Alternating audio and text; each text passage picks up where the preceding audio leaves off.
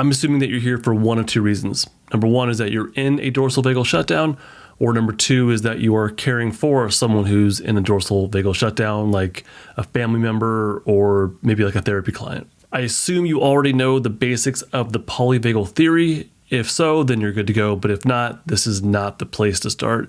I highly recommend going to my polyvagal intro page. It's for free on my website. You don't have to sign up for anything, no email addresses. It's just all there. Get a deep dive in the polyvagal theory and then come back when you're ready to learn more about dorsal vagal shutdown. You'll learn some new language for your experiences. You'll maybe get some empathy for yourself or for others, and you actually may feel less alone and more normal as well. My name is Justin Sunseri. I'm a therapist, a coach, and the creator of the Polyvagal Trauma Relief System.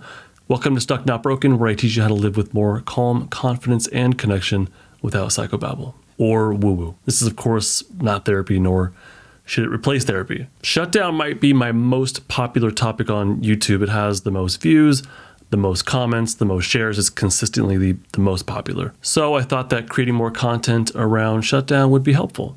But in particular, I wanted it to be something that spoke to the common day-to-day experiences of shutdown.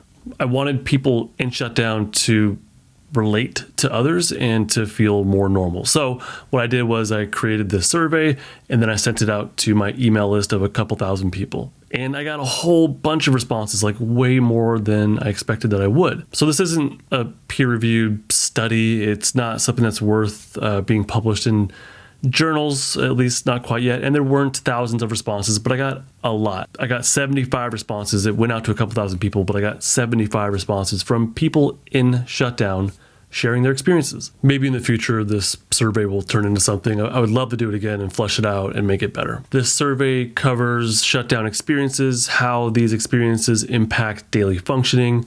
It covers supports. It covers attempts to make change, how to cope.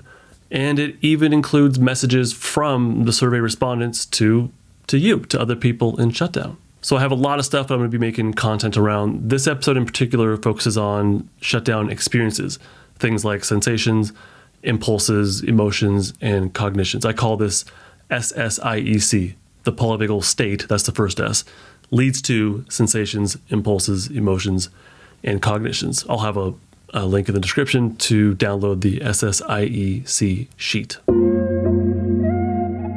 Okay, so let's start off with the emotions of shutdown. I listed a whole bunch of emotion words in the survey and basically let the respondents identify as many as they could relate to. At the top, with almost 70% of shutdown respondents relating to it, were alone and unmotivated. Why would someone in shutdown not feel motivated? Well, it's because in shutdown, they lack energy. Motivation requires energy. The way I understand motivation, it requires flight fight activation or mobility, plus the safety state. So when you're safe and connected, or at least when you're, we'll say, grounded in the present moment, when you're grounded and have mobility in your system, you can target, you can funnel that activation in a certain direction. I call that motivation. If you're in shutdown and you have no energy, how could you feel motivated? How could you, there's no mobility within you, there's no activation. Shutdown is a conservation state. That means it's conserving resources for coming out of shutdown and using them in fight and then flight. But while you're in shutdown, you're conserving. Everything is shutting down. All your bodily processes are slowing down. There's literally like no energy. And so how could someone in shutdown be motivated to do things like meet new goals, get a new job, do better in school? Of course, we want them to be, but while you're in shutdown, an active shutdown, it's very difficult to do those things. How about alone? That was another big one. People feel alone. Why would they feel alone? Well, because in shutdown, there's an impulse to reduce stimulation and to be by yourself. And so part of reducing stimulation, I think, is being alone.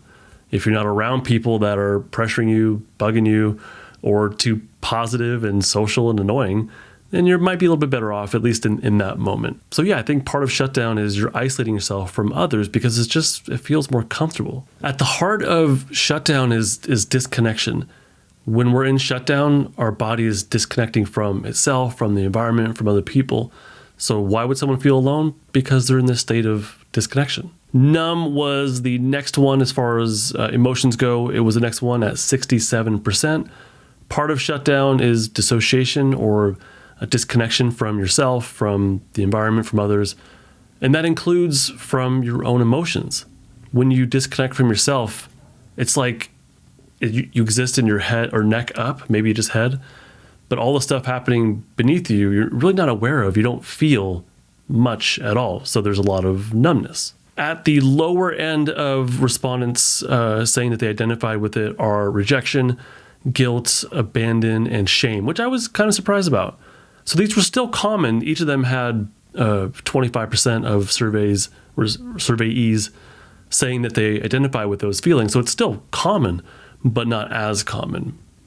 To me, these are very specific aspects or representations of shutdown, likely as a result of specific life context. So someone in shutdown likely is going to feel numbness or likely is going to feel alone because it's prevalent with shutdown. But shame and guilt are more specific potential aspects of shutdown. Like grief in particular, that's going to come from the loss of a loved one. So grief is not always there. It's going to be there when a specific thing happens that triggers the grief. Guilt might be something that you got from your parents, like it's misplaced guilt. It's like they projected it onto you, same with shame. So those aren't with everyone in shutdown, but it might be specific context that led to that within that individual in shutdown. What I was surprised by is sad. Sad I associate with shutdown a lot, but not necessarily, apparently. The feeling sad, the emotion sad, only at 50%. I mean, still a lot, but I expected it to be more. Depression and sadness often come along with shutdown, yeah, obviously, but those are both emotions, and someone who's in shutdown might not feel their emotions. So they might not feel sad.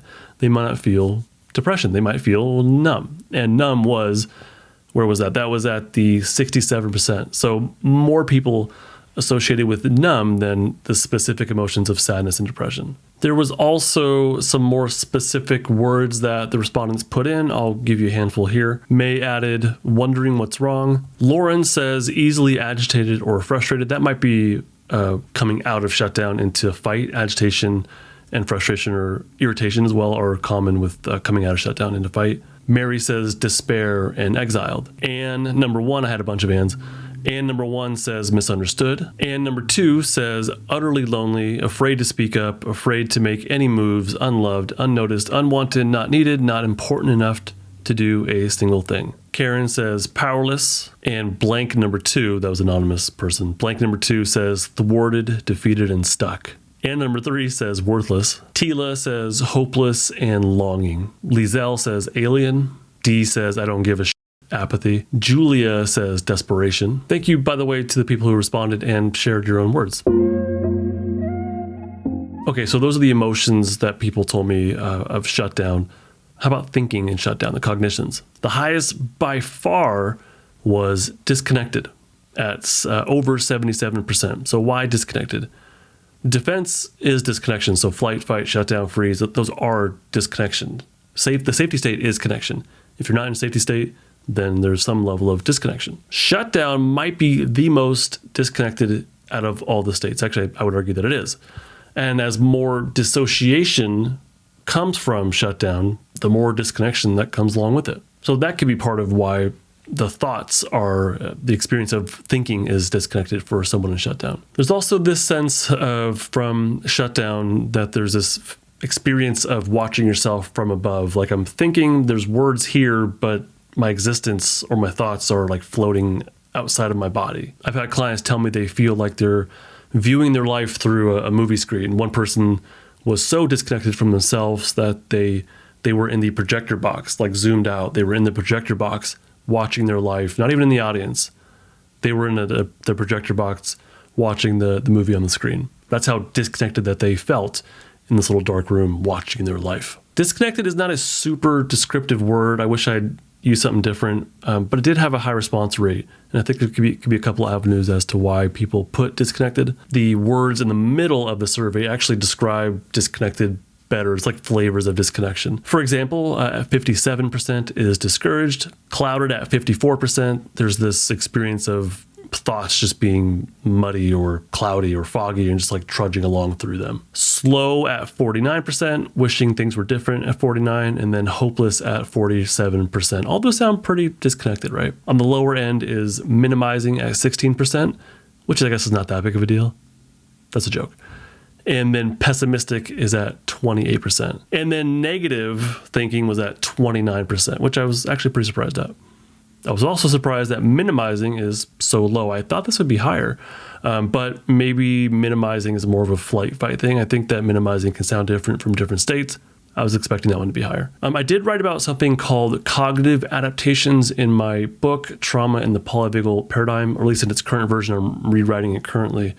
You can download it for free. I'll have a link in the description for you. But I wrote about this thing called cognitive adaptations, which is how we take our cognitive skills like minimizing or catastrophizing, and then how those skills can apply and look different in the different states. Respondents also included I'm broken and a mistake as far as cognitions. That's from Beth.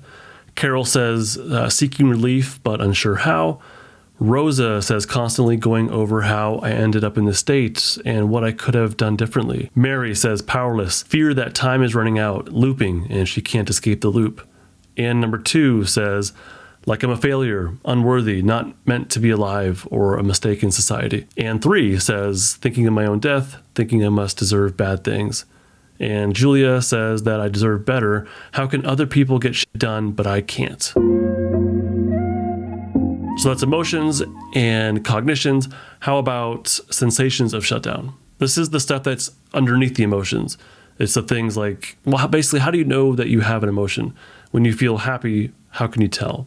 Happiness has a feeling in your body. I call those sensations. Heavy and disconnected were at the top with almost 70% of respondents relating to those words. Again, disconnected as a sensation of, I think that feeds into the emotion of loneliness. Shutdown is disconnection.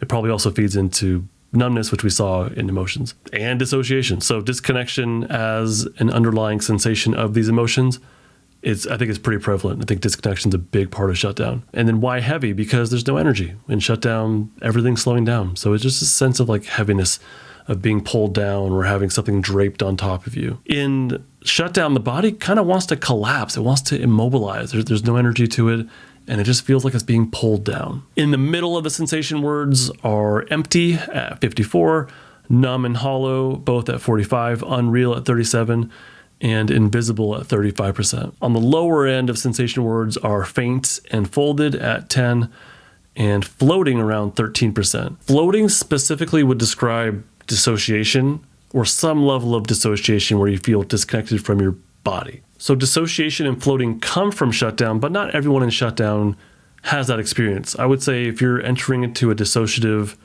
more disconnected, floaty kind of feel, you're getting deeper into shutdown. People can be in shutdown and still function day to day, but the more you get into shutdown, the more disconnected, the more potentially dissociative you become. So floating would be one of those words. Same thing with faint. The extreme of shutdown is actually playing dead and fainting. I was surprised that the word small, the sensation of small, is at 25%. I thought that'd be higher. Usually, or oftentimes, with my clients that are in more of a shutdown, depressed kind of state, they feel pretty damn small, and they report that frequently, so I'm surprised. The respondents also added, like Rosa, she said, difficulty feeling my body, even when consciously touching different parts of my body. Very disconnected, dissociative, potentially kind of state. Nade, or Nade, I'm not sure, sorry, said, I am not here anymore. And number 2 said, like, there's a very heavy blanket, there you go, on my body that I didn't want. And she feels this on the outside. On the inside, it feels like my blood is not moving or stagnant, like I am only a head and torso and all of my limbs are sleeping or just gone. Like my heart needs warm stimulation before any parts of my body are able to keep up. Karen said I exist in my head, and then my head is only doing what is on your thinking list. So the words that I listed on my thinking list, Karen's saying I associate with those. Everything else, I don't know what the heck's going on. There are no sensations. And then LAF said that they feel like they are outside of themselves. Last piece here is the impulses of shutdown. What is it your body wants to do from shutdown? Isolate was alone at the top with, which interestingly, isolate was alone at the top with 84% of people identifying. That's pretty darn high. Why would isolation be at the top as far as what you want to do from shutdown? Everything's a threat. You want to be alone. You want lower stimulation. So that means cutting people out and being by yourself. Everything's overwhelming, even being around other people that otherwise might be safe people, that otherwise might be co-regulators. It might be too much in a deep enough shutdown state. Up next were disconnect and being quiet. Those were 67 and 70%. Basically, again, isolating with lower stimulation. That's what I'm hearing here. So disconnection and being in quiet probably feed into the isolate, but you can disconnect and be with someone you care about. You can be in quiet and be with someone you care about. So I don't think you necessarily have to isolate for that. And then be in the dark, interestingly, was at 34%. A lot of times my shutdown clients, they want to be alone with lower stimulation in the dark. Maybe a small light on here, in the room or two. A lot of times they want darkness. So I was surprised that it was at 34%. And then at the bottom of the impulses section, or what is it you want to do from shutdown, is I feel like dying, and that was at 22%. This is probably more the extreme of shutdown. The body in shutdown is preparing for death. So if that's the state of the body, then thoughts follow, story follows state, according to Deb Dana, right?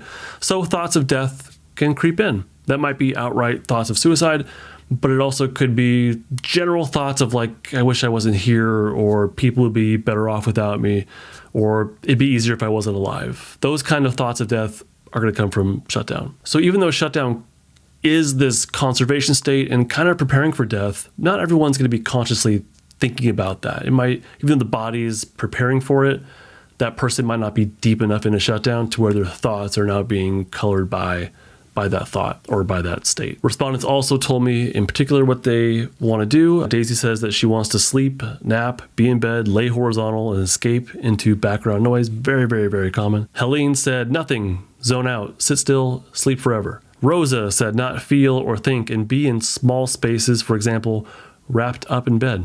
A said watch YouTube or movies for hours or days. Something I'll maybe clarify in the future is that what we want to do from shutdown can be different. One of them can be, what does our state truly want, which might be lower stimulation and being alone and having quiet so that we can feel shutdown, like feel grief or feel alone. But from shutdown, we also might want to do other things just to like feel better. And that might be numbing out, watching YouTube and TikTok or whatever the heck else.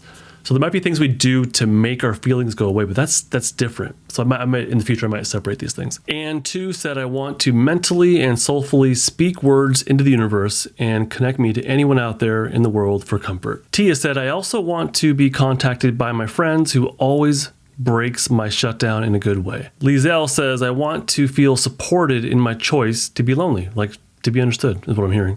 Janie wants to have a cloak of invisibility. So what does someone in shutdown look like? Let's combine these answers with the highest response rates. We'll put them all together and see if we can come up with a general shutdown description. What I have so far is that someone in shutdown feels alone and unmotivated. Their thinking is disconnected, discouraged, and clouded. They experience an underlying heaviness and disconnection, and they want to isolate with lower stimulation. I think that's a pretty good picture of shutdown. Someone who's in shutdown generally is disconnected, and they generally want to disconnect, or at least on some level their body has this impulse to disconnect, be alone, and be in lower stimulation. Their daily existence is cut off in like every way.